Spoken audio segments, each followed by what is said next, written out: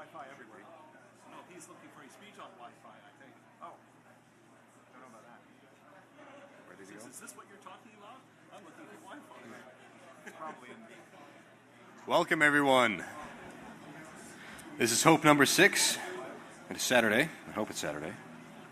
1400, that means it's time for the Keynote. Number 92, apparently redesignated.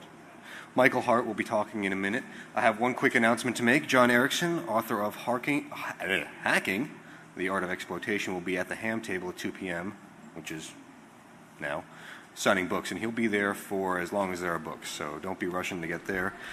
We are about to hand it over. That's all the announcements I had. Without further ado, number 92.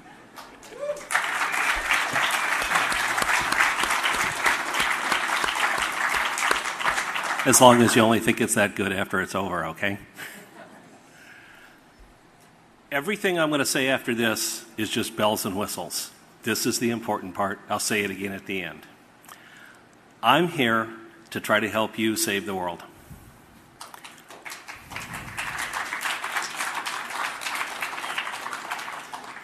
You're hackers, and I'm going to ask you to find every ebook in the world that you can get your hands on and send it to us. And if you have trouble finding us, then you're not real hackers. But I'm Hart at pglaf.org, and he's GB Newby at pglaf.org, and a bunch of other things. And PGLAF, in case you need a mnemonic, is Project Gutenberg Literary Archive Foundation. That's us. Okay, now, what we want to do is give away as many ebooks to as many people as possible. That's the whole gig, okay? And I'm asking you to help because we have just grown so far out of proportion, it'll drive you crazy. Oh, maybe I do. I'll use left hand. There we go. Then I can talk and point at the same time. This is the major idea. I'm hoping that you can think so far outside the box in making this go that everything we ever did before will look really small. So far, we've given away about 1 1/3 trillion ebooks, and I want to make that look tiny, really, really tiny. So that's the goal. Now, most of you know that there wasn't much in the way of literacy before Johann Gutenberg invented the printing press. In fact, the average book before Gutenberg cost as much as the average family farm. And the literacy rate was probably less than 1%. When somebody wanted information to get out, they put a poster up someplace. And the one person in the village who could read it to everybody. That was the general way that things went. All right? In the next 50 years, after the invention of the Gutenberg printing press, more books were printed than in all the previous history of the world.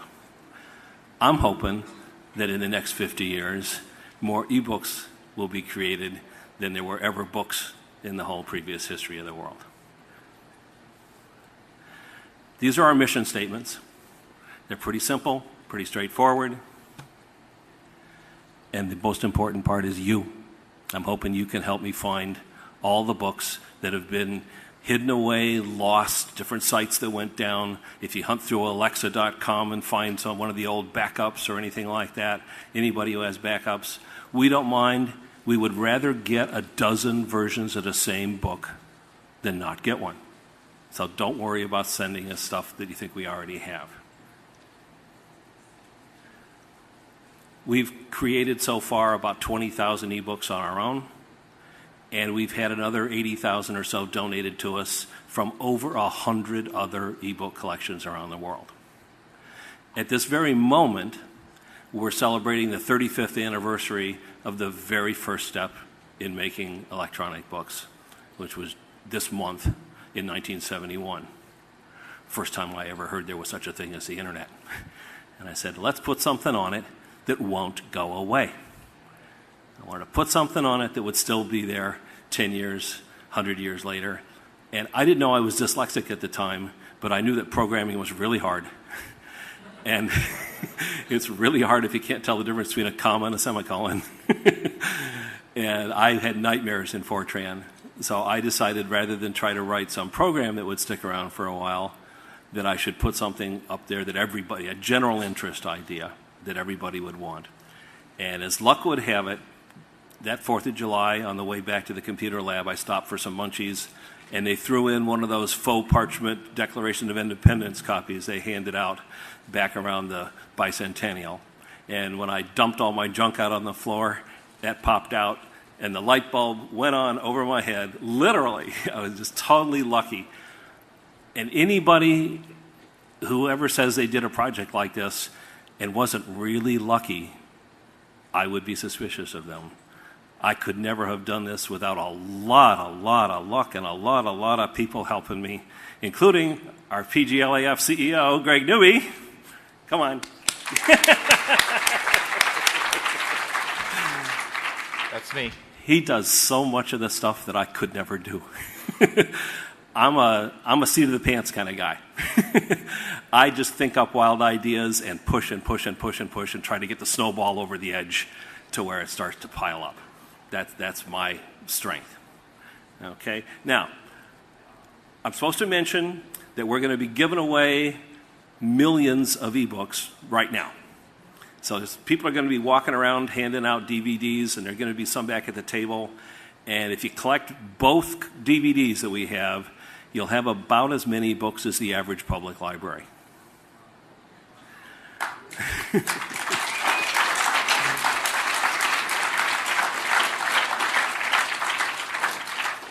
We also have some DVD images online that we're hoping that people like you will take a bonus round on. We have filled them up 2/3 of the way to 20,000 books and left a blank spot for 10,000 that you choose. We want you to take these, fill in stuff, give them to your friends, have them fill in stuff. We want them to go everywhere, go every place. We'd like to get them from Tierra del Fuego and Australia and back from anywhere that you can find. Books that may or may not be of interest to anybody. We want to get everything. And so we're handing these out that are, if you put them on a rewritable disc, you can just keep adding on to them, and when you get it filled up to where you think you're going to be pretty much done, please just make me a copy and send it to me, or put it someplace where I can download it. Let me tell you about the one that we're giving out. So we have, I think, enough for everyone who's here. If we don't have enough, you go to gutenberg.org/CD project. There's a form you fill out, and we'll send a free DVD anywhere in the world, postage paid. We are able to afford this because people that get them sometimes give us back $5 or $10 to help us give out a few more. The one that you're getting, we just made for this conference. It's got 17,500 ebooks on it. It is nearly full, this one. It's got a lot of HTML. It's got some audio stuff. It may not be sold, this one. It has copyrighted materials on it that were donated to us. So unlike some of the ones you see resold on eBay because of public domain and stuff like that, this one may not be sold. We consider that to be a good thing. So what it says, though, is give me away. So make copies, get the ISO, email me if you can't find it. I'm going to put the ISO up online later on today. It's about 4.3 gig. And enjoy it, copy it, pass it on, and share a file, share the whole thing, make your own sub-collection, and get it out there. Yeah, don't worry about selling it. I mean, you can sell it for enough to pay for the postage or the blank or whatever. Don't worry about that stuff. But it's just not supposed to be retailed out there.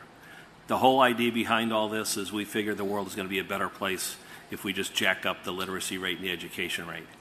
This whole idea is to build things from the bottom up, not from the top down. We don't have any grants. We don't have any major people talking for us. What you see here is what you get. We're it. And there have been 5 information ages, 5 technological revolutions that basically turned the whole idea of publishing on its head. Now, I've got a lot. I'm going to run through all these little slides here and then come back and talk to the ones you want to hear about the most. I'm not stuck with giving a pre-prepared speech. I could talk about every one of these topics for the whole time. So if I'm talking about something that's boring, kind of just go like this, and if I'm talking about something you like, yeah, right, I want more of that. But we'll just fire through all these. This is my wildest dream here. This is as far as I've dreamed. If we do 10 million public domain books and then get machine translation to put those into 100 different languages, that'll be a billion-volume library. If we give them to 1 out of 6 or 1 out of 7 or 1 out of 8 people in the planet, that's a quintillion books. Okay, so what if I'm off by a factor of 1,000? Then I only get to give away a quadrillion books. Okay, that's the goal. We're not waiting for somebody's approval. We're not waiting for Bill Gates or any of those guys to say, hey, you guys are doing great work. All of this has been done with no freaking money. Project Gutenberg has never run through $1 million in its entire 35-year existence. All of it, period. Not counting every dollar I've had and every dollar that's come in and out of Project Gutenberg. All right? All you have to do is do this stuff. Anybody can make an ebook. Anybody. You can sit down and type it in, scan it in. You can snail mail it to us and we'll scan it for you and then you can proofread it, or we'll proofread it. We'll do all the copyright research. We'll do everything we can possibly do to help you out. This is what if we get a funny question. This is me way back in the back there with the 20,000 books. Now, some people say that ebooks have never made it. They're never going to make it. Nobody's ever going to pay attention to them. This is my counterexample. This is the best-selling book in the last 4 years. And in the acknowledgments page, right there is a list of over a dozen of the most famous libraries in the entire planet. And you'll notice number 3 there kind of sticks out. Okay, we got the Bibliothèque Nationale, we got the Louvre, we got all the famous libraries, but number 3 on the list is Project Gutenberg, because we have a very wide variety of Bibles and Apocrypha and all sorts of other stuff that you can't get anyplace else. Nobody wants them, nobody has them, and you can search them all. He did a lot of research on this book. That's the only reason I'm making the point is this kind of library makes it really easy to research Shakespeare, the Bible, the Greek plays, stuff like that. That's what I'm hoping for. That's if we took all those boxes and put them on top of each other. Somebody wanted a one-sided version. All right, this is a graph for people who always said every year that we couldn't do it for one more year. Every single year, there's not been a year go by that I haven't got messages from people that says, you can never do it for one more year. It will say, don't worry about Project Gutenberg. They won't possibly stick around for another year. This is how we got to 10,000 books. And this is as accurate as Greg could make it. I have another graph up here that we can get up when I'm playing with the computer at the end that is exactly accurate. This one has proportional spacing. It's very hard to make a graph with proportional spacing. Greg did his best. But it's not quite perfect. But I do have a perfect one for you if you want it. This is the same thing up to 20,000. And with your help, we'll stack another 40,000 on top of that. Okay? What people should see here is we've been doubling every 18 months or so. So more or less a Moore's Law type of power curve, doubling the number of ebooks every 18 months or so. And that's achieved in a number of ways. Most of it is technological advancement combined with more volunteers. And there's a lot of ways to volunteer. Distributed proofreaders is the easiest place to get started. pgdp.net, distributed proofreaders. Every year, though, we just barely make it. I do have to warn you about that. If you're on my mailing list, you will get notes when we're just coming up to it, and people send me back, stop jumping up and down and yelling and screaming. I know you're only 1% away from the goal, but that's the kind of person I am. Don't really want to get into an argument about what an ebook is right now, but if you guys are more interested in it, we'll come back to it. I already mentioned about how anybody can make an ebook. These are a couple little things that Greg and I have been talking about that relate to some of the conversations we heard here already. We don't care who gets the credit for the ebooks. You send us an ebook, we'll put your name on it, your email address, your URL, whatever you like. We'll give you 2 lines to put anything you want. If you've got a .com site and you want to put the URL in there, that's just fine with me. Everybody should get credit for what they do. I certainly don't need the credit. You guys should have the credit. And by the way, for some odd reason, having Project Gutenberg on your resume seems to help. Heaven only knows they would never hire me, but they tend to hire the people that work for me. And of course, that was by Anonymous, one of our favorite sources. Got a lot of books by him, actually. We do. We have a lot of books by Anonymous. This is something that Vint Cerf said when he came to the 10th anniversary of browsers. And I should mention, since we're talking about credit and stuff, that Mark Andreessen got no credit. He was never mentioned at the 10th anniversary of browsers. Mosaic was never mentioned. Netscape was never mentioned. It was one of those big political to-dos where all the guys in fancy suits that were wearing my salary, they all got up there and talked about browsers without ever giving credit to him. And that's the way it goes.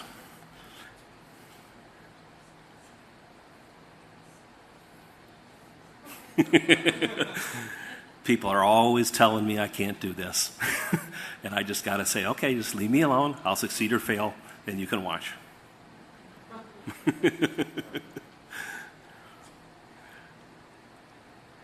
There's a much nicer way of saying the same thing.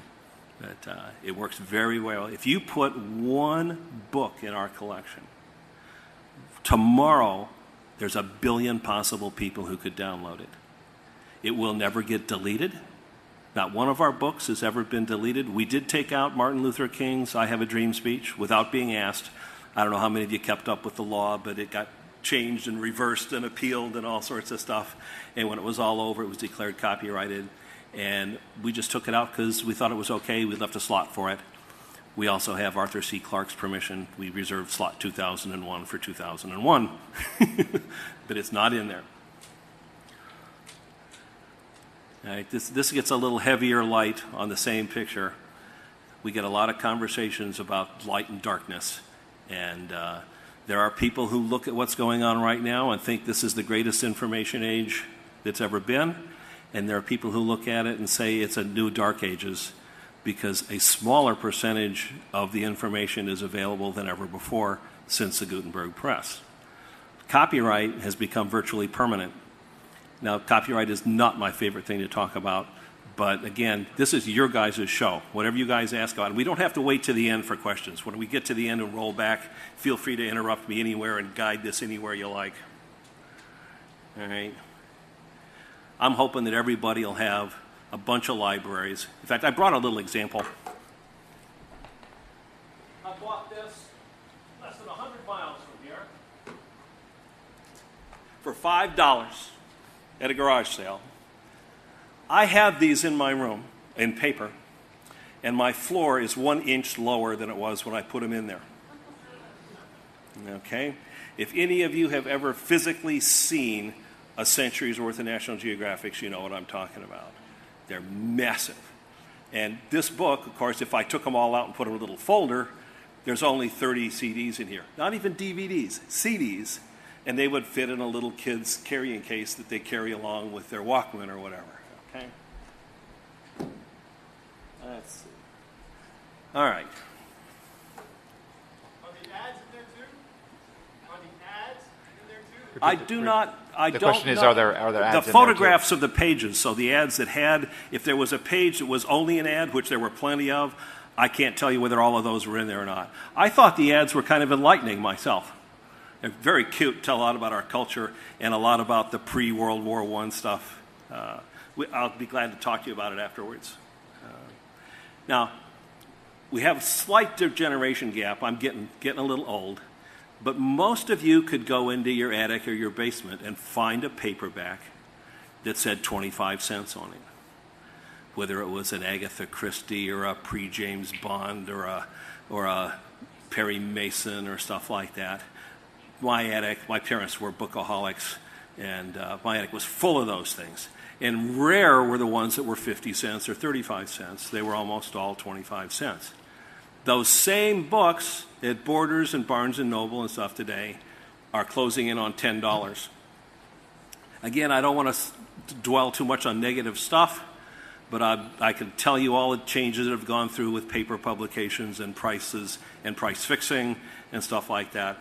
But if you imagined that a gallon of gas today costs as much as a paperback today, I want you to think about the media frenzy that would be going on.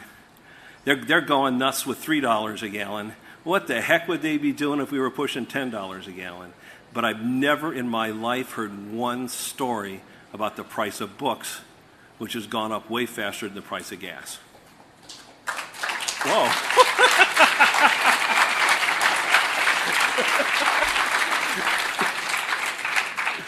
Maybe we'll come back and talk about that. Okay.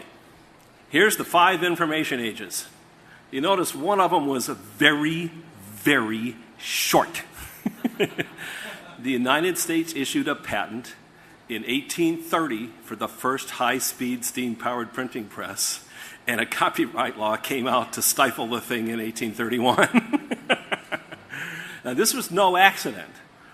The United States copyright started in 1790 and basically got going pretty well by the turn of the century. So those books had a maximum copyright span of about 28 and a half years. Okay, so they just started expiring. So this guy gets an idea, hey, we could build all these reprint houses and fill up boxcars on the railroad and ship off all these books. Became an awfully lot easier to print books. Pretty much to the same order of magnitude as how much easier it got when Gutenberg came along. Now, the original copyright was created specifically to stifle the Gutenberg press. I don't want to go into all the politics unless you guys are seriously interested in English history, but I have a whole list of all the monarchs of England that they went through trying to get the law passed, and nobody would go for it.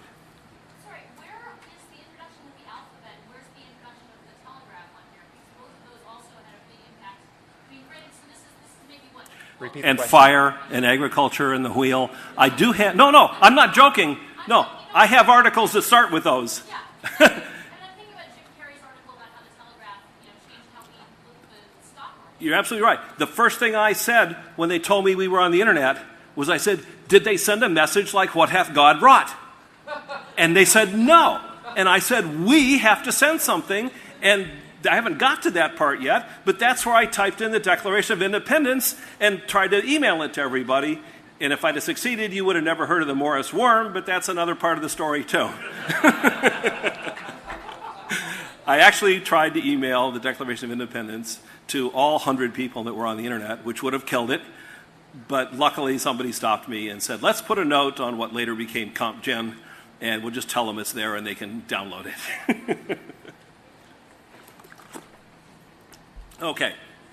Yes, we got 90 minutes here, and you're right. I'm skipping over it like a stone over the water, and I apologize. But if there are details that everybody's interested in, I'm more than happy to go for them. Get up to the microphone and just interrupt when you have something to say. Be happy to be interactive. I'll repeat the questions, too, if you don't want to jump up. Yeah. So when I grew up, it was the 1909 copyright, and everything could be copyrighted for a maximum of 56 years, 28 with a 28-year renewal. Stuff like Gone with the Wind and The Wizard of Oz and all that stuff, Peter Pan. All the things I grew up with, basic idea was if you saw it in print and you lived to be over 50 years old, you were going to be able to republish it yourself. However, while I was working on a particular edition of Shakespeare for the Gutenberg Project, they extended the copyright law back in 1976 because of the Xerox machine. They also extended in 1909 due to the high-speed electric presses. There's a great story there, and I feel like I really should tell why all this stuff happened. The Sears catalog was a 768-page book, lavishly illustrated, that was the first book owned by millions and millions and millions of people. Because the combination of a bunch of different kinds of technology, including the Transcontinental Railroad, the high-speed printing presses, rural federal delivery, which everybody forgets about, but before then you couldn't mail stuff to people out in the boonies, and everybody lived out in the boonies. So Sears got the really wise idea of mass-producing millions and millions and millions of these things and mailing them to every single person they could find. This upset the publishing industry all to hell. because all of a sudden everybody was aware that you could make a huge book and send it to somebody at less cost than could be recovered if they bought a couple things out of the catalog. This drove everybody absolutely nuts, and copyright was yet extended again to stop what they called reprint houses. If you go into your used bookstores and you look at stuff that's 100 years old, you'll see a lot of things by publishers that don't exist anymore, but a few that do are Grosset and Dunlap and Collier's and stuff like that, who specialized in reprinting stuff. You got to realize that in 1900, you could print almost anything published more than 25 years before then. 90% of all copyrights had never been renewed. Now, if you want to fight with any of these statistics, you fight with him. It's still the because case. He is a PhD of library and information science, knows this stuff better than I do. And it's still the case. 90% are not renewed. This means, by the way, that we have an opportunity for about 1 million books that you might think are still under copyright between 1923 and 1963, and yet are actually in the public domain. We started that with our Rule 6, for those of you that have seen the website, for copyright clearance. And this is an awesome opportunity for harvesting. Listen, are these DVDs going around? They are? Okay. If you got a library, maybe you have a child, maybe you know someone young at a school library, 17,000 eBooks is more than you find in the average school library. If you know someone It's twice as much. If you know someone that would like to get one of these, take a couple. We have a whole box of them back here. At the end of the talk, we'll take a few boxes with us to the Pentop North area. I'm also very fond of throwing them at people. Just want to clarify real quick. You did say that there are 2 of these. Yeah, there was one we were handing out yesterday that has a different stamp on it. Because we're seeing a red one and a white one go around. We just want to clarify that. Are they actually different? The 2006 one is the one that should be going around. They should be. I hope they're all stamped. They came from the same volunteer that produces them. It should say 2006 on it. What you probably got when you checked in, depending on when you registered when you showed up for the conference, is the 2003 edition. Those have a lot of overlap, although a number of the things from 2003 have been updated since then. So we do have a whole bunch of both of these. If you take them both, you'll have sort of an older version, newer version, and the older one is primarily plain text. This one has a lot of plain text that are zipped, as well as a lot of HTML. Some of our neat multimedia stuff. I put on the atom bomb explosion. We have Janice Ian doing Society's Child, one of your favorites. She did it live for us, just for us. It's a totally Project Gutenberg version. Yeah, very cool. So if you want both, go ahead and take both. We definitely have enough to give away both. But if they're different colors, just because we tend to buy these in bulk and get the cheapest deal, so they might not match. But it should be stamped with 2006 for the one I was mentioning, the most recent one. And as I said, the ISO for that is online someplace, but not really advertised. If you're desperate to get it right away, drop me an email or ask me, and I'll tell you where to get it. But I'll have it uploaded to the Gutenberg.org site over the next couple of days. And we have several other ones, too. Does the project have a preferred format for the books that it's in? I mean, as far as readability, I like reading PDFs, but it's a closed format. The preferred format. We're really committed to formats which are editable, that you can fix, that you can use for derivative works, you can put in your book report, stuff like that. Basically, that means we have a bias towards including plain text, but that doesn't mean we are limited to plain text. These days, probably 80 or 90, 85% of our new books are in HTML plus text. Usually the text is derivative from the HTML, so the HTML is the master. We have just a few, and we're going to be doing this in the future with distributed proofreaders, is XML. So they'll be born as XML using TEI XLite, DTD, for those of you who care, and convert from XML to just about any viable format. We're going to do text, HTML, maybe a couple others, and store those on our servers and get those out to all our mirrors around the world.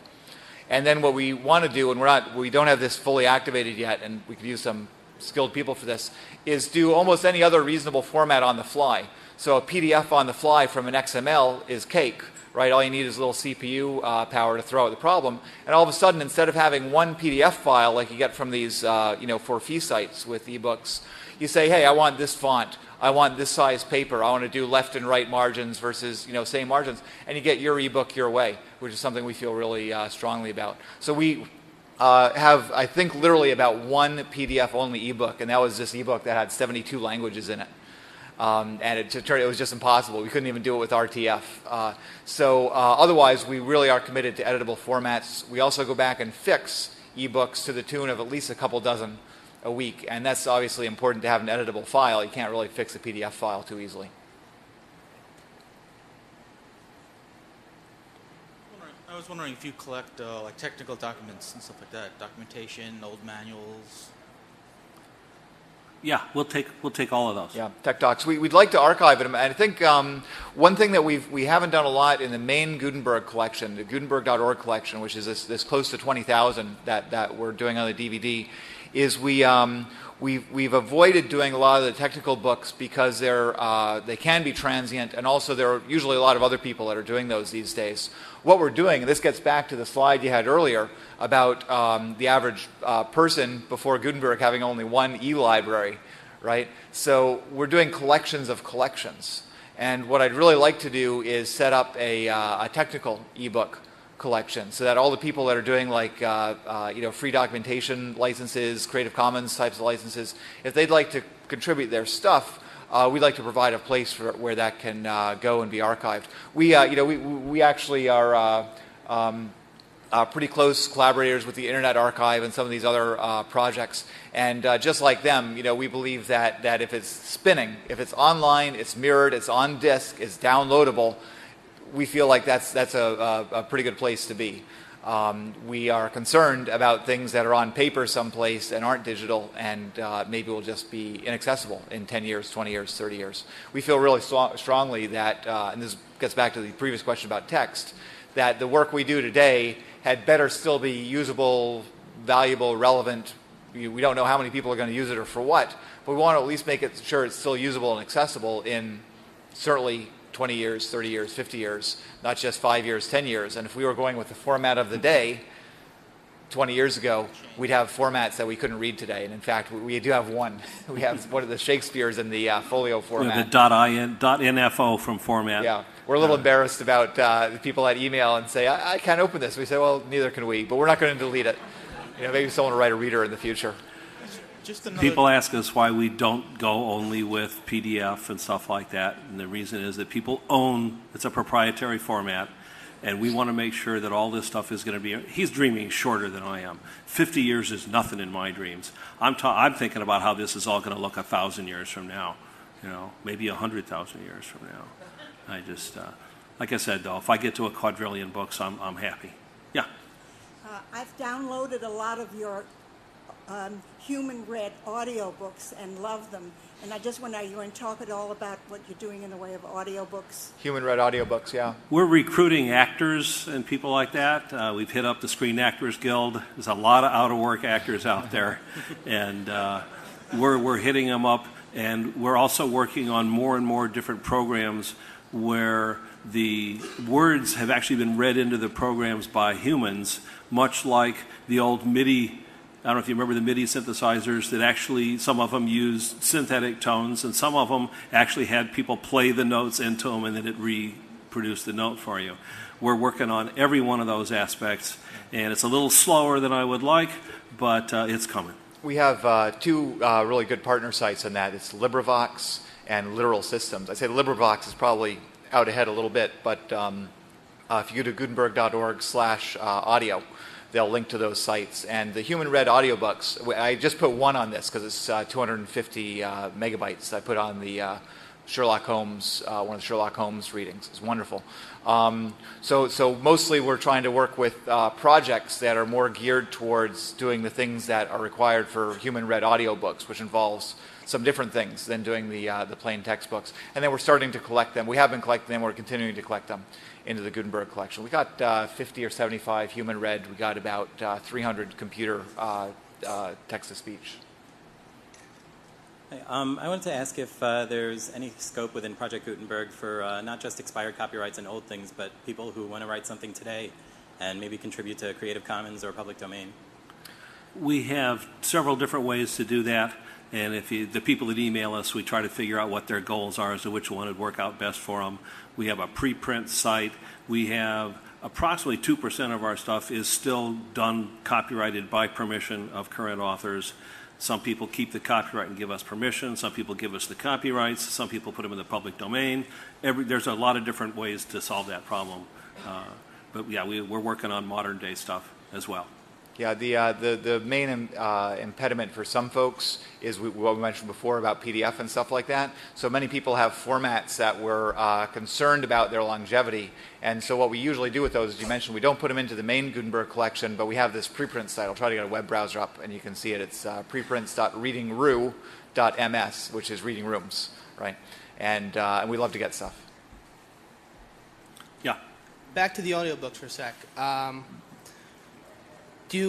Does the copyright that you deal with, does it apply only to the work that's being read or the reading itself? If you want to copyright your own reading of it, you can do that.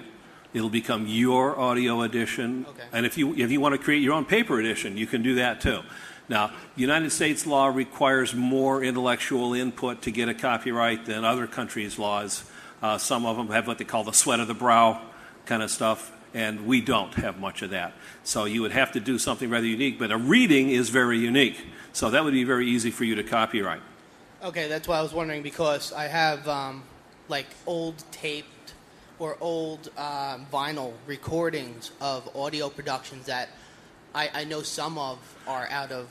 Well, you want to check with a good copyright lawyer, because the law on all of that changed in 1972.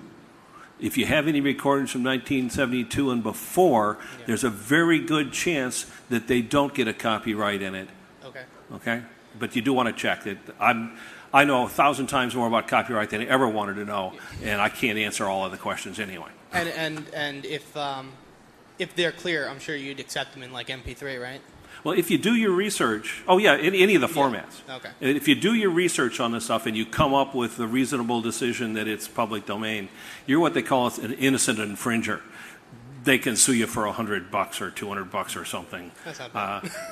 But they can't take your house or anything because you did some research and you did enough to say, I think this is in the public domain. Yeah. But it helps to do some research, and we'll help you do it. Yeah, that's what people got to understand. We, as Michael said, we're unwilling experts in copyright, and we have. If you go to Gutenberg.org, there's a how-to section. We have a copyright how-to. This is distillation of 4 or 5 very big lawyers, very expert lawyers in copyright issues, and we keep patents and trademarks. That's a separate thing, but for copyright we have a whole procedure to go through, and when we go through that procedure, when you go to the Gutenberg site and you let us do your copyright, well, you provide the information, then we make a determination of public domain status. We haven't been wrong yet. Basically, we've made a few things that are gray area. There are some things that are up in the air. Some of you might have heard about the orphaned works decisions. There's some stuff in Title 17, Section 108H that we're looking at. So there are some things that are gray, and we're actually trying to push those boundaries where we think that basically, it should basically fall to the people rather than falling to some long dead author's estate or copyright. I'm also going to warn everybody. I am going to try to get in some more of what I want to talk about. No. I just don't want to get totally off. We're getting so far into copyright, and we could stay there forever, and that's good. But I want to get to the end and bounce back so you know what the options are. As soon as we know what the options are, then I'm willing to go for any of the options that are available. So let's go. I'll get you back. I just want to show the preprint site. Go ahead while he's playing with it. Okay. You have a subset of books from Books for Free. A subset of their audio books. Audiobooksforfree.org. That's a place that gave us some of our eBooks. They're not what we call a close affiliate. They're just some people that we worked with to get those particular items. But you only have a subset of their books. That's right, a subset of their books. Mm-hmm. So Audiobooks for Free is a site that's based in the UK. They do pretty professional readings as opposed to LibriVox, which sound very good, but they're really amateurs. And they do have not only further books, but they also have some higher, I don't know if they do stereo, but they have some higher quality, higher sound quality recordings. Now, I want to just like 5 or 10 minutes right now to just try to cover all the junk, at least for 1 second apiece, that I want to at least throw out there, and then you guys can pick what you want to hear about. But each one of these inventions that I've been talking about changed the whole idea of civilization, changed what it was to be a member of a civilization, a member of society, changed the idea of how much you could know, how much you could look up, how much information you could have without somebody else telling it to you. We were always so dependent on somebody else telling us everything. And each one of these gave people an opportunity to have a truly encyclopedic set of knowledge in their own house. Now, when I was a kid, these things cost $1,500 for the great books of the Western world and the Britannica and the Americana and all those other things that I grew up with. Today, you know, I'm sure that somebody here has gone out and bought the Britannica for $15 on a DVD like I did, brand new. I couldn't tell you how many copies I have of the Britannica on DVD and CD, but I can tell you that I do have one for every 10 years for over a century in paper. These things are fantastic, and it's just going to keep going on that way unless they stop us. Right now, the concept of copyright has been determined by the U.S. Supreme Court as to be possibly permanent. How many of you heard of Eldred versus Ashcroft? Before it was Eldred versus Ashcroft, it was Hart, that's me, versus Reno. And I was suing on behalf of Project Gutenberg, but the lawyers were doing such a terrible job, I fired them. So that's not a great story, but hey, they came in, they were going to lose 5-4, they lost 7-2, all right? But now the Supreme Court's even worse, so I don't think there's any chance of getting the law changed unless there's somebody out there who's willing to be much more revolutionary than I am. Things are going to happen quite a bit differently. 100 years ago, over half of all copyrights had expired. And it was a very nice kind of ratio. New stuff was coming into publication about as fast as the old stuff was going out. Kind of nice. 100 years from now, 99.99, and I don't know how many more nines, of everything that was ever copyrighted will still be under copyright. If I wanted to bring a bunch of dishes and do a stack of dishes and show you with pie charts on the dishes, because if I took a couple stacks of dishes taller than I am, I could make the mark of how big a percentage in the year 2100 by taking a plate and drawing a little triangle in it about that wide on a dinner plate. That will be, I mean, if you take your kid to the new Lion King, take a 5-year-old kid to the new version of the Lion King this year, that kid will have to live to 2100 before that copyright would expire, even if it's never extended. Again, I don't want to go too far into that. That may not be what you guys want to hear about. But every one of these 5 information ages was countered by a copyright to stop the technology that could have given everybody basically all the information in the world. All right? This has happened before, and as I said, I'm going to have somebody more revolutionary than I am. Okay. Now, why are they doing all that? They're setting up precedents. Our legal system is based on precedents. Now, I don't know how many of you guys have ever seen a replicator product in real life, but I brought some.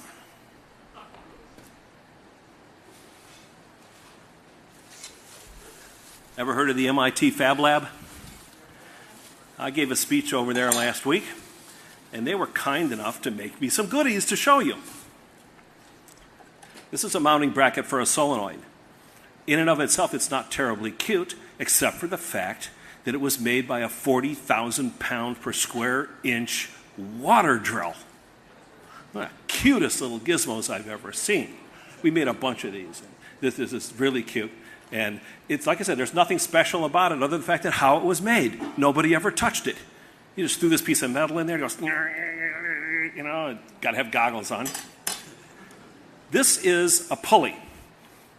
Goes on an axle, has a little notch to put the rope on, and you ride the rope around it. And it was part of a triple set of pulleys, and they gave me one. This was cut out by a laser. And a laser that was finely tuned enough, I didn't even have to wear any laser-proof goggles. I got to watch it make this thing. And this is seriously hard. This is about 60 to 80% as hard as anything you could make the pulley out of. It's not rapid prototyping anymore. It's not just soft plastic. You can make real operational stuff ready to go. And this, of course, is a Starship. And this is ABS plastic. And there are half a dozen other materials you can make things out of that I've been fond of this whole idea for years and years and years. I started talking about faxing pizzas and doing stuff like that back in the early 90s. And I used to lose my audience when I talked about that stuff. They just, whoa, this guy's out to lunch and it's pizza from a fax machine. We got to shoot him.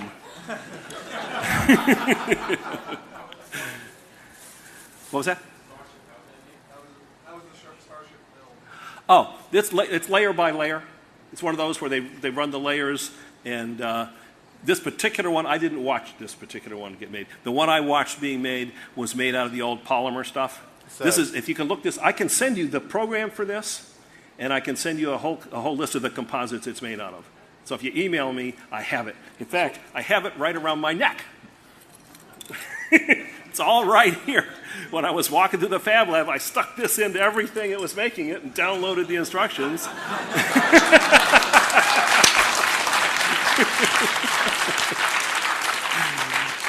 And I have permission from the MIT guys to put those 3 things on Project Gutenberg. So you will see them. You can download them and make your own. And then you can find out exactly how it's made. Okay. Now, again, I want to leave as much time for you guys as possible. I designed a crayon jet printer years and years ago that you probably don't want to hear about because it's easy to think about. Imagine melting the little pieces of wax and firing them off, and you could build up a really great relief map of anything you wanted. I thought this was just totally cosmic until somebody printed me out a human hand, and you could almost read the fingerprints. The resolution was so good. I mean, you could take it to a palm reader, and they could read the palm.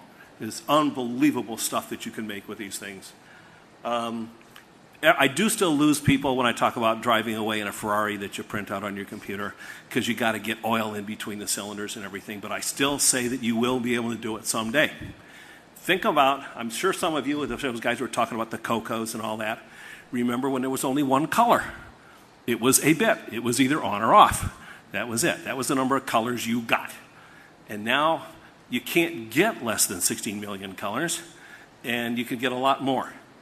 I say the same thing for these materials. All you have to do is double the number of materials every so often, and eventually you'll have all the materials you want. So don't want to get too tied up in that. But if you like that stuff, read Diamond Age.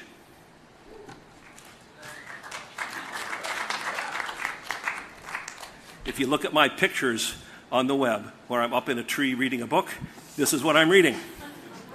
This is the only hardback book I ever bought new off the shelf when it was new in my life. And it was before I knew Neil. I actually went to a conference like this one, and I was standing in line with a couple of weirdos. We were having a great conversation. And make a long story short, we got to the end and we put our badges on, and one of them was St. Jude, and the other one was Neil, and the other one was me. And I thought, wow, what a coincidence. It's like we put the badges on. Oh, you're you. Oh, you're you. We had been yakking up a storm in line for 45 minutes and had more fun than we had during the entire conference. Okay. Engines of Creation by Eric Drexler. It's not a novel, but I read it like one. I just ate the whole thing up. So you're interested in nanotech and replicators and all this stuff. I'm telling you, you can buy a 3D printer now for less than an IBM AT cost in 1984. I'm talking a full boat AT. Not even counting inflation. The same list price, not counting inflation. So you can build, I want people printing out Donatello's David and Michelangelo's David and the Venus de Milo and all that stuff, not just the Mona Lisa. Okay. Got to get to, this is details we can get into later. I'm supposed to mention the World eBook Fair. I'm just going to have to go for it. I don't like blowing my own horn too much. But I asked a friend of mine to help me celebrate the 35th anniversary of me sitting down on the teletype and typing in the Declaration of Independence. So he gave me 250,000 books that I could give you, and they're all right there.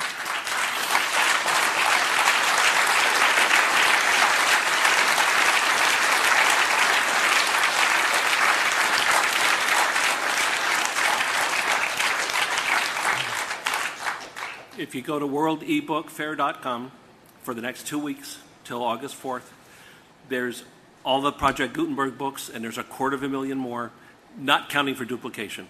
There's over 350,000, so we're saying we got 1/3 and they're all free. You just search them out and download them and give those to your friends too.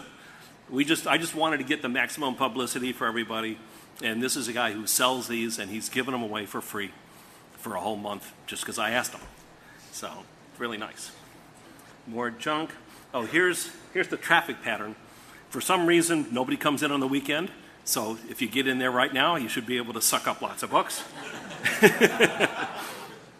And it looks like a lot of our traffic's coming from Europe and Asia, much more than we expected. So that's the traffic pattern at the World eBook Fair.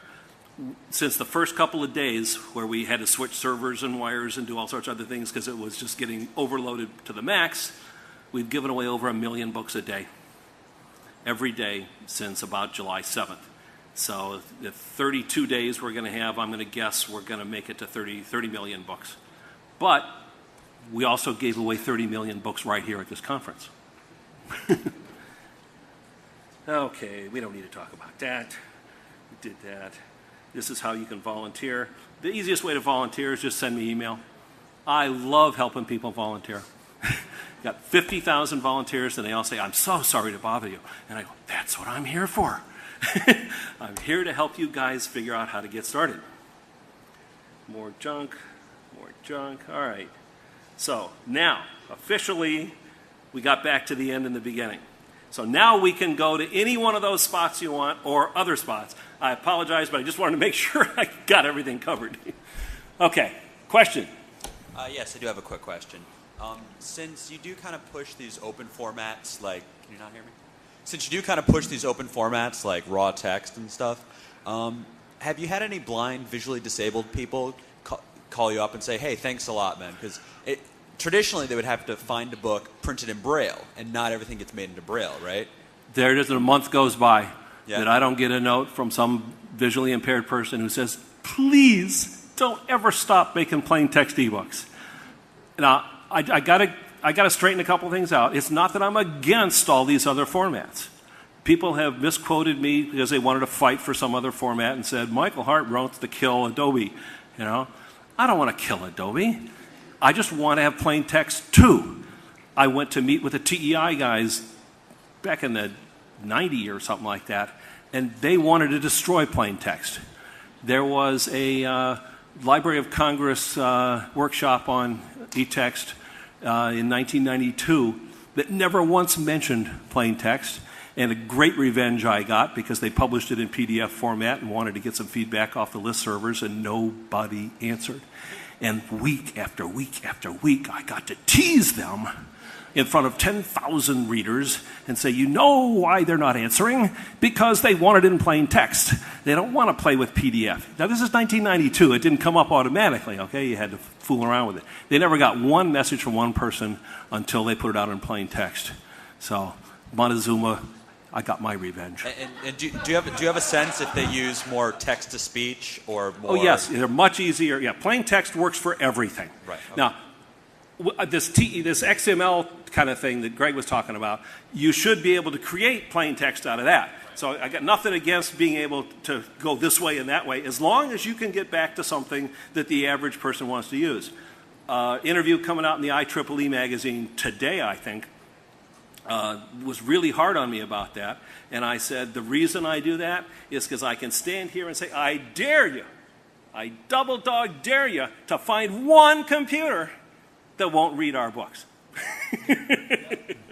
Yeah, let me mention about Braille also. The Blind Bookworm is one site where they have a lot of stuff about use.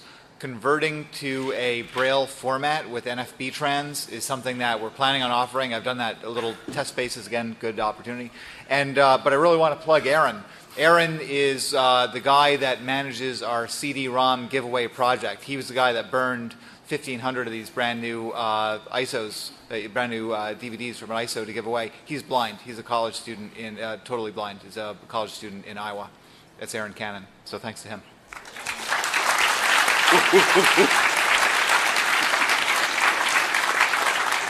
Lots of help. eBooks are fantastic for educating people around the world, but for poor areas of the world, the hardware to read eBooks might not necessarily be as readily available. Things like the $100 laptop project certainly help that sort of thing. $50 laptop probably better, but we'll get to 100 first. I'm just curious what your take is on the hardware with e-paper, e-ink solutions, things like that that are starting to come out now. Well, I got two answers to that.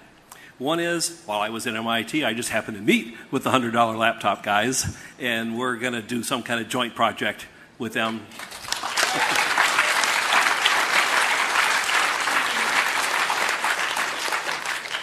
And my own, I like to work from the bottom up. I'm a simple guy when it comes to that stuff. All my stuff is from garage sales. Everything that you see, almost everything I own is from garage sales. And my solution to that particular question is cell phones. In the next 12 months, there are going to be 1 billion new cell phones in the world. And I'm pushing for a friend of mine named John Mitzi from Malta, who has a little site up, mobile books and stuff like that. Email me and I'll tell you all about it, or go to our latest newsletters that I wrote a month ago, because I've been on the road a month. And you can download 5,000 of our books that have already been converted into a WAP-compatible cell phone. And we're going to put lots of other cell phone. The iPod was only out for a week before somebody wrote a program to read our stuff on the iPod. I'm waiting for somebody to read it out loud on the iPod, all sorts of things like that. So, yeah, cell phones. I got a text message from a guy from his cell phone on the Serengeti Plain in Africa who was reading one of our books in Urdu. And I thought, yes, that's the definite way for this to go.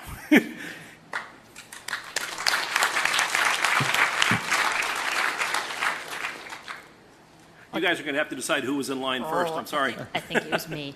I actually, I thought, this is sort of a side note almost, but the idea of distributed proofreading, I heard also from the folks at ePluribus Media, which I don't know if you guys know, but it's really a lot of fun. They're the folks who revealed that through distributed journalism research, they revealed that there was a guy who'd been allowed into the White House press corps who was not only a Republican plant blogger, but was also a male prostitute. So, so they're also working.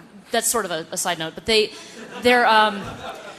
also have distributed proofreaders and distributed fact checkers. And I'm wondering, how long do you think that model is going to be viable? Because it's one of those things that just sort of takes a lot of time. It's a labor of love. How long will that go on? I can't imagine it stopping for several reasons. The first reason, which was valid 20 years ago as it is today, is that you can take a diff program or a comp program and compare any of the files that different people proofread and see all the differences in 1 second. Somebody changed one comma in the thing, it's going to pop up. So, we always had the issue way back when of 1984ism. If you'll notice, the first books I did, there are like 20 or 30 versions of Alice in Wonderland. Literally, there's all the way up to alice30.htm and stuff, because every time I changed it, I put a new file up so you could see the whole evolution from the first one and how we got rid of the errors little by little. Now, distributed proofreaders, for those who don't know, is a setup where you can come in and proofread one page while you're waiting for somebody to come pick you up. You can just log in and grab a page. You can grab another page. You can just sit there and grab a page as often as you want. You can claim a whole book if you want. But a lot of people just pop in here and there. There are we had a big rush one weekend, I think, where there were like 12,000 people proofreading in one weekend It just gets absolutely berserk as to how many pages you can get done. And we have every one of them done twice, by the way. Yeah.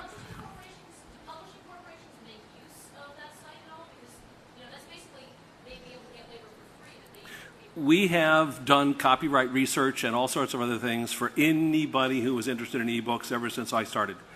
I just want to promote ebooks. You notice in our mission statement, it didn't say public domain ebooks or nonprofit ebooks or anything like that. It says, my job is to promote the creation and distribution of ebooks, period. Everybody who started in the ebook business way back when called me, and I helped them to the best of my ability. That's the way it goes. Distributed Proofreaders is an organization that's extremely close affiliate. We buy their hardware.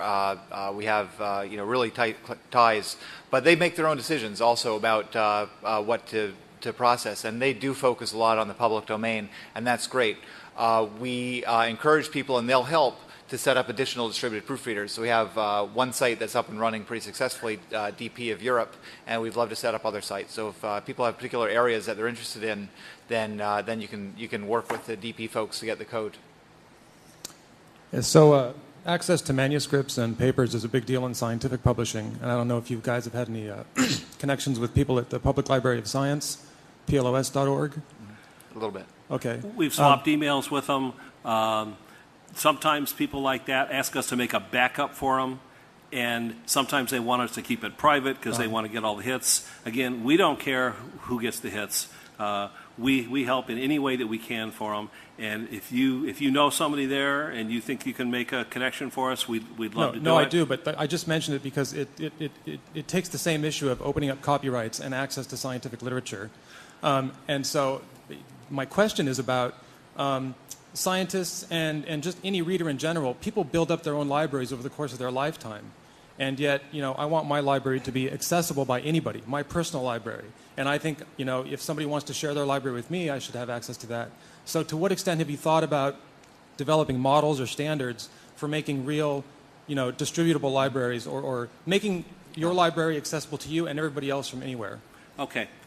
I think that I'm going to answer your question. I hope.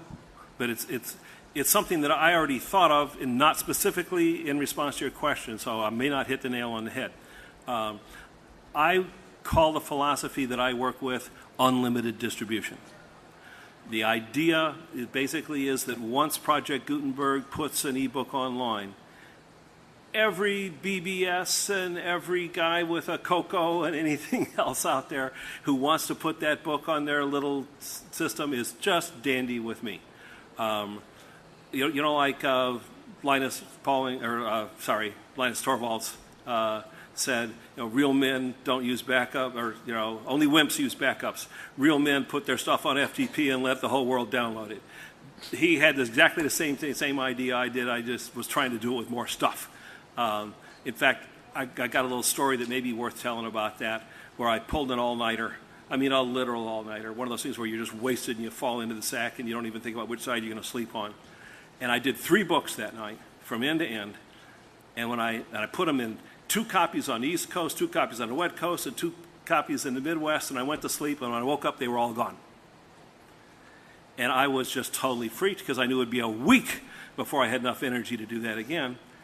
And then I got the wise idea, after pounding my head against the wall for a while, of sending out an email to 100 of my favorite friends and say, did anybody download these before they disappeared? Yes. I was saved because all our stuff goes up immediately, and people have little clocks set all day long for people to back up our system. They're rsyncing every minute of every day. So it's now hard for us to lose a book. And that whole idea is based on the fact that we put a book up. For example, I did a Icelandic book called Cormac the Skald. And there's only 1 copy of it in existence that's known. And I didn't know that. I didn't know we got a hold of the only copy. Somebody just sent it to me and said, here. And I put it up there. And I woke up in the morning and I thought, I didn't do enough copyright research on this book, even though it's like from 1100 or something like that. And, well, no, you can make enough changes. And I thought, I'm going to wake up and I'm going to see if somebody claimed a copyright or this, that, or the other. So I logged in and I did a search. and I got one hit. I thought, great, I'll find it. It was us. We were already listed in the OCLC catalog. So by the time I fell asleep to the time I woke up to check the book, we're now the authority on this book. So it's really strange. I mean, we're listed. Oh, I'm sorry. Go ahead. We all, in the same time, I found out we were listed as having the best Robert Louis Stevenson collection in the world, and stuff like that. Just every once in a while, I turn around and find the weirdest dang reference to Project Gutenberg that nobody told me. They don't call me up and interview me before they write these articles half the time, and then somebody says, "Did you know?" And I go, "No." And we just did. I knew we did a lot of Robert Louis Stevenson. I didn't know we were the best. Okay, anyway. Part of the question was about building personal bookshelves and stuff like that. Well, that can be distributed. I mean, we all curate libraries, and curation of your technical papers and all that is a big deal, and you should benefit. You thinking P2P? Yeah. No, he's thinking of personal bookshelves. So we haven't done a lot of that on the main Gutenberg server, because mostly what we say is, look, we're really good at creating books, getting them out there, storing them, providing some basic cataloging information. We want other folks to provide all these ways of reaching in that we didn't yet dream up. I'm going to show you one right here, invite you to make others, and mention that we also, in a related thing, we work with Wikipedia. So right now we were talking about, hey, let's do author bios, let's do bibliographies, let's do about this book. And then we say, wait a minute, we're not really set up for that. We're set up for like these big files that don't change all that often. And we started working with Wikipedia, so now we link to them and we let them do that. So that's one or two sort of directions. The other up on the screen, I apologize for Michael's choice of colors here. These are really weird colors. But snowy.arsk.alaska.edu/PGISO. That's where I made this image, although I had to tweak it a whole lot afterwards. People make their own collections of our ebooks. And there's not a ton here because we haven't. There's not a ton of people that have seen this yet. But they create their own collections, right? So you select some of our stuff and then you publish it. And then someone that says, "Hey, I'd like to get some of that stuff," you click over here and you say, "Make me an ISO," and it makes you an ISO and emails you when it's done. So those are a couple of things that we're doing. But I think the larger question to your answer is we don't want to do all that stuff. We want to try to focus on what we're good at. And we say yes. We always encourage people to do stuff. And then, of course, people discover, oh, well, now I got to work. And we also got a 15-minute warning. So if everybody asks a question, it only takes 3 minutes, we're going to run out of time. Yeah. So. Okay. Hi. I'd just like to say thanks because this project is amazing and great. But also, my question is about the text formatting. I know you mentioned that. I mean, I completely agree with the plain text formatting and how it's essential. And you said you were doing a little HTML to make it a little more readable. And I'm wondering if you've experimented with things that are more for like printed page, like tech or something like that, which is plain text but has a little more facility for page formatting and is a lot easier to read the actual markup than HTML is because of all the closed tags and things. You're talking to the wrong guy. Yeah. The answer is yes. Yeah, okay. We'd love it. We have plenty of tech books. We have, I shouldn't say plenty. We have more HTML and stuff like that. But especially for mathematical text, tech is the answer. We were really interested, by the way, this Newton's Principia. We really want to get Newton's Principia online, and it's a bear. It's a monster. But you're not going to do that in anything but tech, probably these days. So what's the reasoning for the choice of HTML? We don't choose. We encourage, we enable, we accept. Each volunteer makes the book the way they want to make it. Yeah, we answer yes. Now the HTML is because, hey, there's a lot of great tools for HTML. They're accessible, all that stuff. Yeah. And so that's what we get. When we change to XML, we'll have more options for spreading into further formats. But tech is an option, and maybe there'll be some future stuff that's okay as well. We got 20, 30 something different formats, including NFO. We're not doing any more NFOs, okay? No more of those folio, but almost any other reasonable format. We have .lit. Yeah, we got with the POM and all that stuff. Okay, again, thank you. It's one of my most excited projects.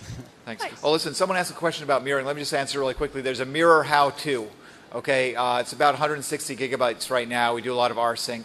And the Reading Roo server, which is running this World eBook Fair, has been pushing 60 to 100 megabits for 2 weeks.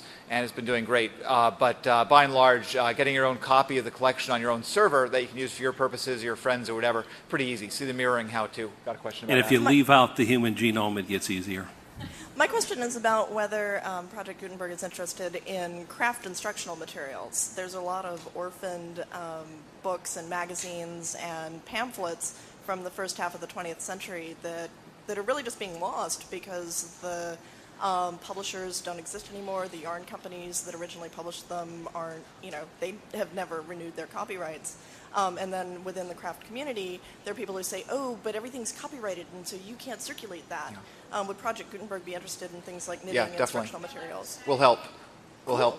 The thing when people say that we think this is copyrighted, whatever's copyrighted, as I said, unfortunately we're experts, and usually send an email to copyright@pglaf.org. I get that, and we'll try to help out. Again, a little related to the other question we got. Sometimes formatting can be a real issue. We don't really want to have a TIFF and just a TIFF or something like that. We really want to actually turn it into an ebook that you can use for all these other purposes, derivative works, cutting and pasting, sharing with a bunch of your friends, printing, if you want to. That's, by the way, we didn't mention. That's one thing that we really think distinguishes Gutenberg from some of the work we hear coming out of, your Googles and Yahoos and so forth. They're mostly doing pictures of books with raw OCR. We feel like you need a little more push. Unfortunately, that little more push is a lot of work to get it to where we really want to be with being a usable ebook. So longer answer than you bargained for. Short answer is yeah. That would be great. A picture of a book is not a book. If I have a Ferrari, I want to drive away in it. If I have a pipe, there's a famous painting of a pipe that says this is not a pipe under it. And when people ask me why isn't a Google book a book, it's because you can't search it. You can't, But the most important thing is you can read it, and that is definitely the most important part. But it's not an e-book. It's a Google book. Project Gutenberg. Hi. I want to thank you guys for all your good work, and I have a copyright question for you. I think we all agree that all Earthlings should have access to every book, but we have to overthrow U.S. copyright laws if we want to make that happen. But is there another country that we could work in? Iraq has very limited. We understand they haven't yet signed the Berne Convention. It turns out Afghanistan is the other one that never signed the Berne Convention. I don't know if that's related or not. But copyright has been extended in the European Union, as a lot of you know, to 70 plus. Australia just did 70 plus years. Most of the rest of the world is life plus some number. U.S. is a fixed amount. Again, short answer is there's not a whole lot out there. And if you want to think in terms of like data repository types of things, a lot of you know about Haven Co. and you've read the Neil Stephenson book that talks about that.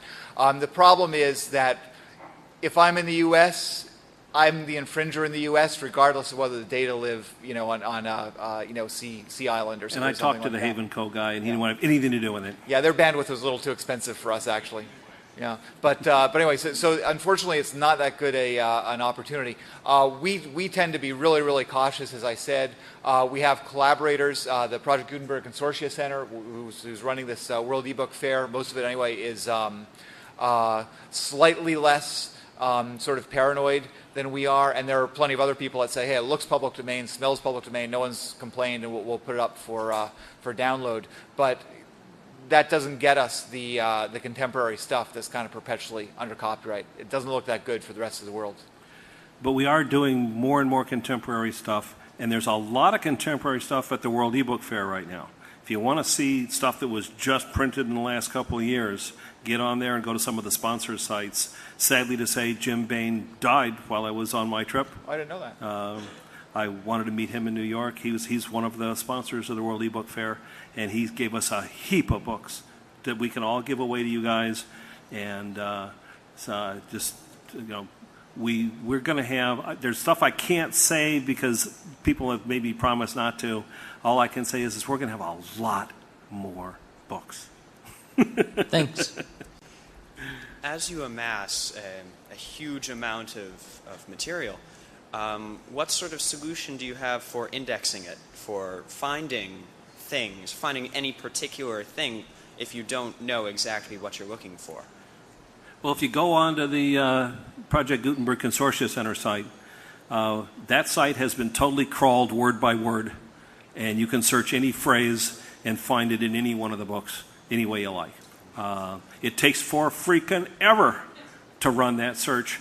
And we actually bought new UPSs because the searches were taking 2 or 3 weeks, and the thing would crash sometime during the 2 weeks, so we just didn't get it done. The indexing would take 2 or 3 weeks. To make the index, yeah, to make the index. Searching is a little faster than that. Indexing takes 2 or 3 Oh, yeah. No, our search takes longer than your search. Yeah, to build the index that you guys get to search like that takes 2 or 3 weeks.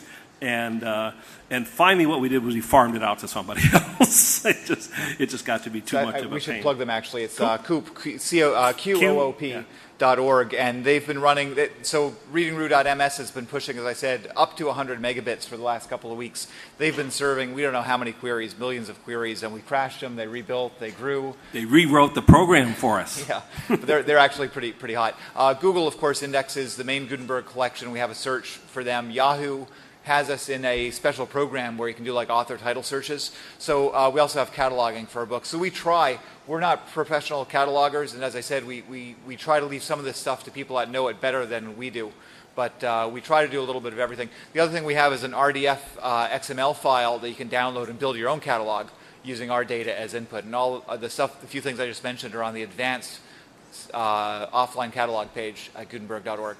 The $100 laptop people made big noises about rebuilding our catalog for us too, but they haven't answered my email since I left MIT. So they don't know. But one thing, people don't realize how big this is. So 250,000 files. Yeah, you got 250,000 files, but 20,000 titles can be an awful lot. There are issues with character sets, languages, having author names that don't quite match, and we fix these as we get errors. But we really I want to encourage people to do probably a better job than we do of basically the cataloging type of stuff, finding aids type of things.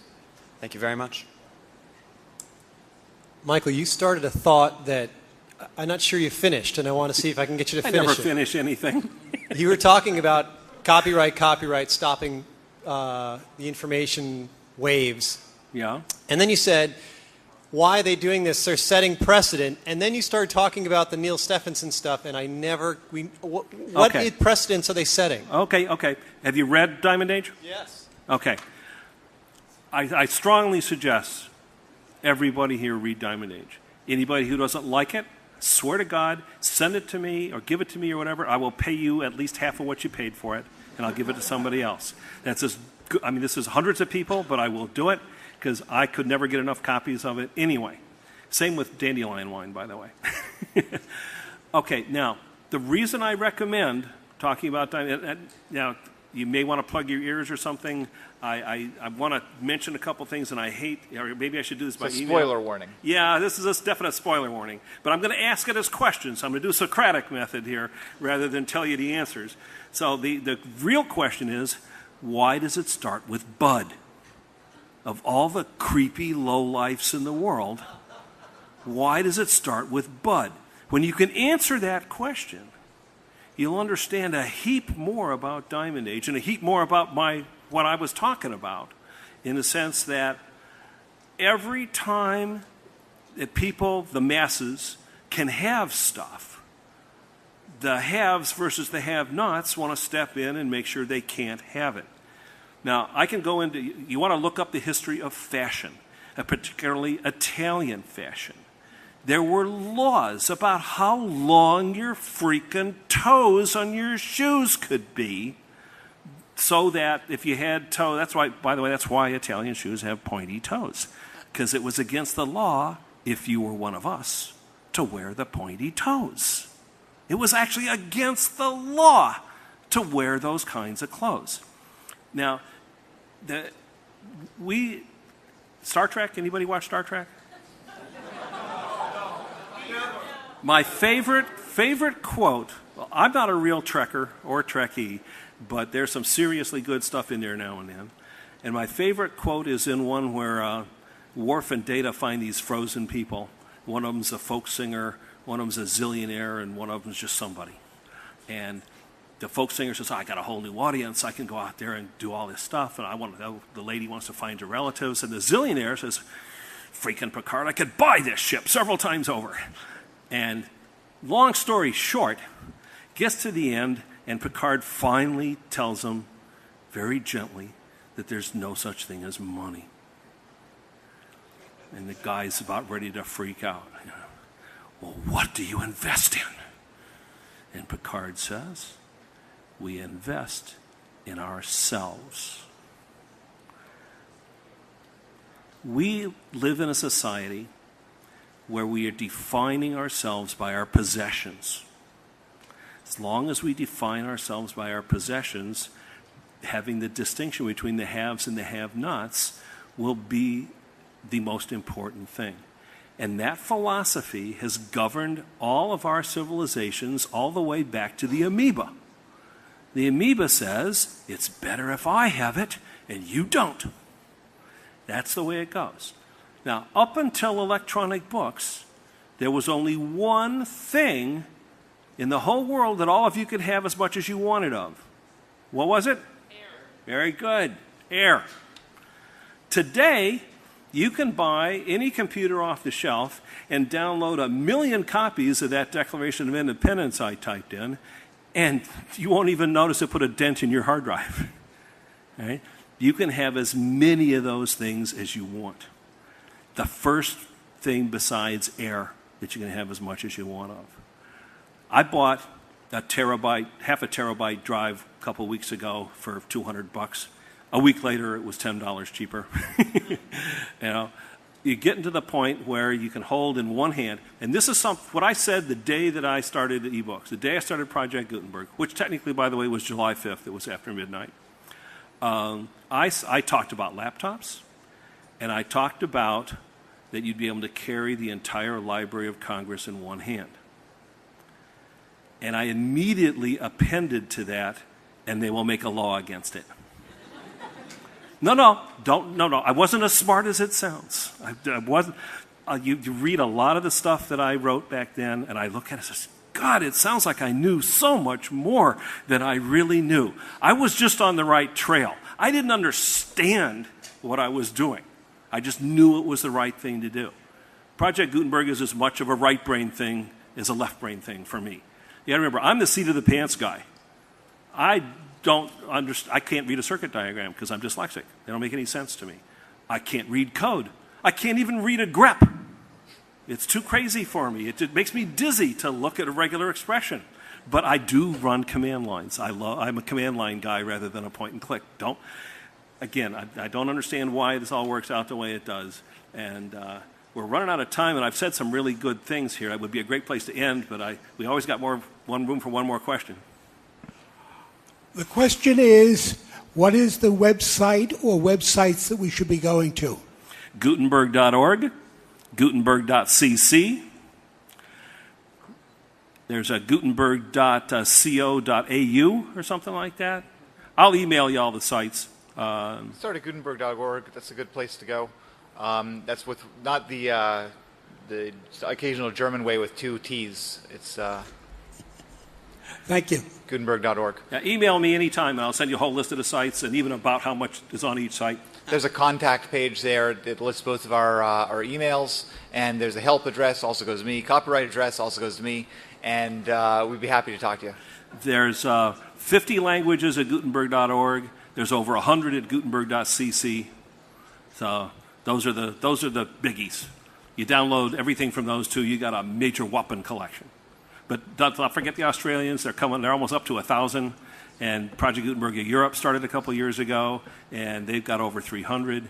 We've got Project Gutenberg in Portugal. Okay, go ahead. Semi-rhetorical question.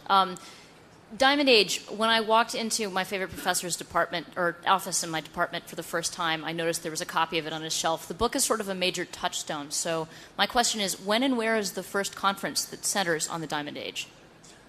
Well, I know the guy who runs diamondage.org. Really? So if you email me, I'll ask him for you. Okay.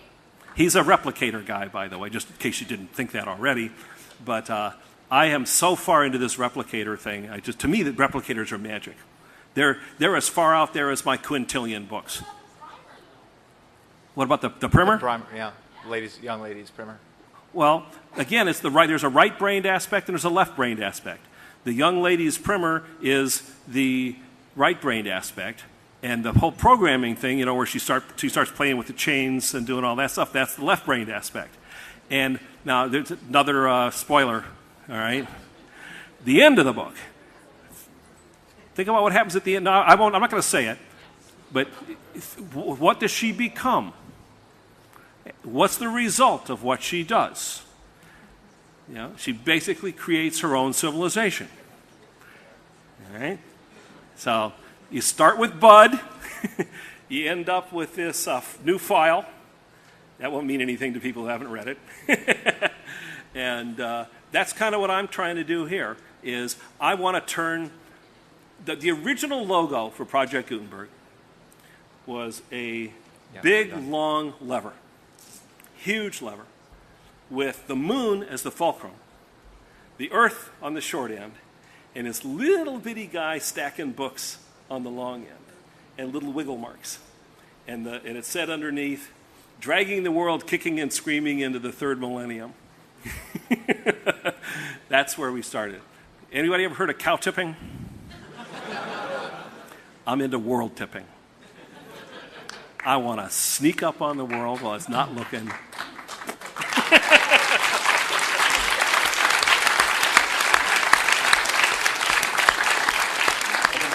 I think we're done. Meet people in the back. So we're gonna wrap up. Yeah, I'll be more than happy to talk to anybody who wants to talk until I run out of gas.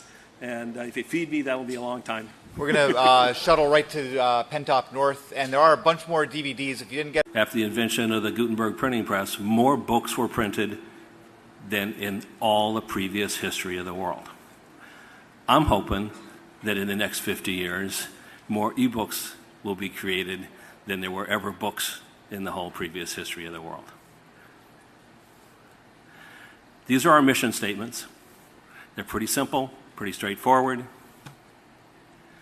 And the most important part is you.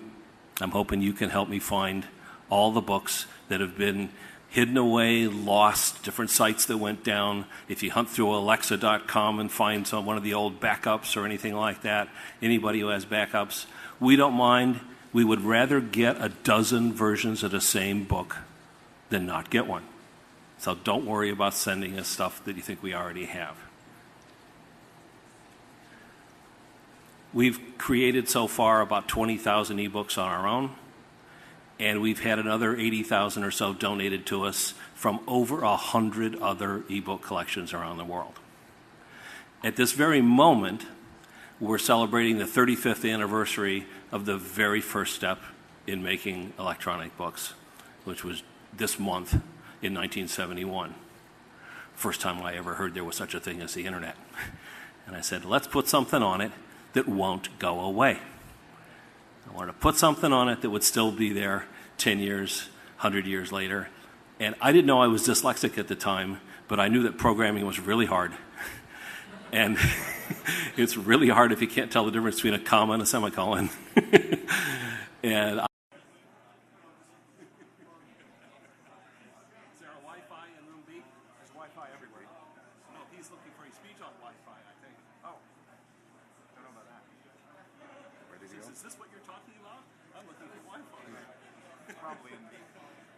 welcome, everyone. This is Hope number 6. It's Saturday. I hope it's Saturday. 1400, that means it's time for the Keynote. Number 92, apparently redesignated. Michael Hart will be talking in a minute. I have one quick announcement to make. John Erickson, author of Hacking, The Art of Exploitation, will be at the Ham Table at 2 p.m., which is now, signing books, and he'll be there for as long as there are books, so don't be rushing to get there. We are about to hand it over.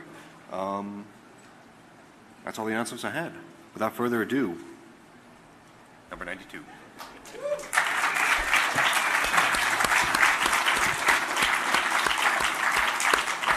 as long as you only think it's that good after it's over, okay?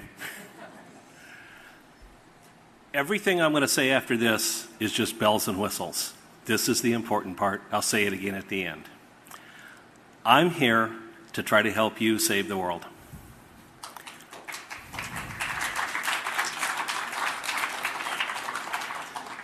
You're hackers, and I'm going to ask you to find every ebook in the world that you can get your hands on and send it to us. And if you have trouble finding us, then you're not real hackers. But I'm Hart at pglaf.org. We also have some DVD images online that we're hoping that people like you will take a bonus round on. We have filled them up 2/3 of the way to 20,000 books and left a blank spot for 10,000 that you choose. We want you to take these, fill in stuff, give them to your friends, have them fill in stuff. We want them to go everywhere, go every place. We'd like to get them from Tierra del Fuego and Australia and back from anywhere that you can find. Books that may or may not be of interest to anybody. We want to get everything. And so we're handing these out that are, if you put them on a rewritable disc, you can just keep adding on to them, and when you get it filled up to where you think you're going to be pretty much done, please just make me a copy and send it to me, or put it someplace where I can download it.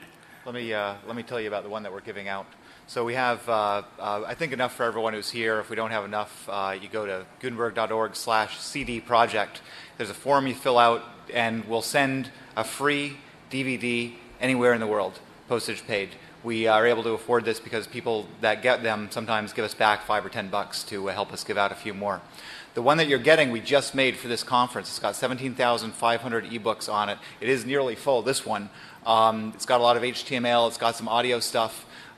It may not be sold, this one. It has copyrighted materials on it that were donated to us. So unlike some of the ones you see resold on eBay because of public domain and stuff like that, this one may not be sold. We consider that to be a good thing. So what it says, though, is give me away. So make copies, get the ISO. And he's GB Newby at pglaf.org and a bunch of other things. And PGLAF, in case you needed a mnemonic, is Project Gutenberg Literary Archive Foundation. That's us. Okay. Now, what we want to do is give away as many ebooks to as many people as possible. That's the whole gig. Okay? And I'm asking you to help because we have just grown so far out of proportion, it'll drive you crazy. Oh, maybe I do. I'll use left hand. There we go. Then I can talk and point at the same time.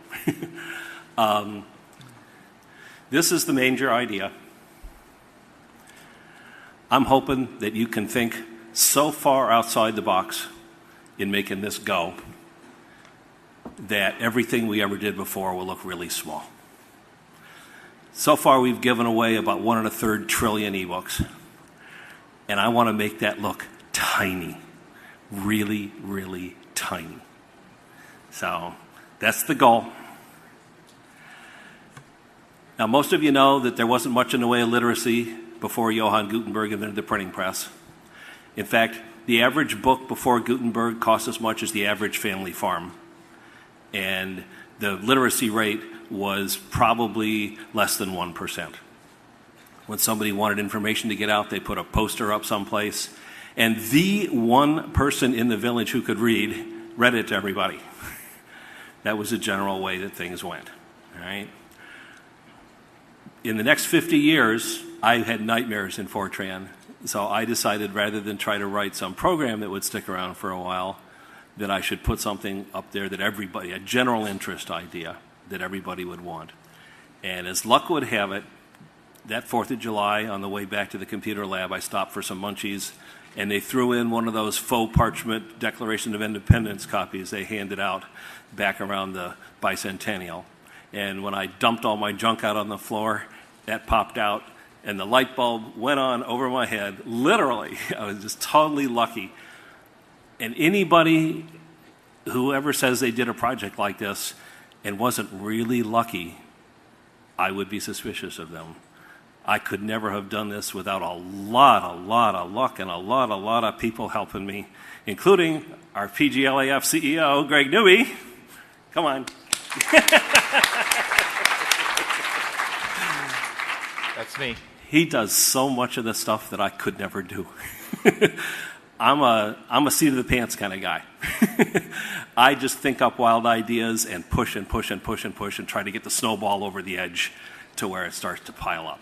That's my strength. Okay? Now, I'm supposed to mention that we're going to be giving away millions of ebooks right now. So people are going to be walking around handing out DVDs, and there are going to be some back at the table. And if you collect both DVDs that we have, you'll have about as many books as the average public library. you.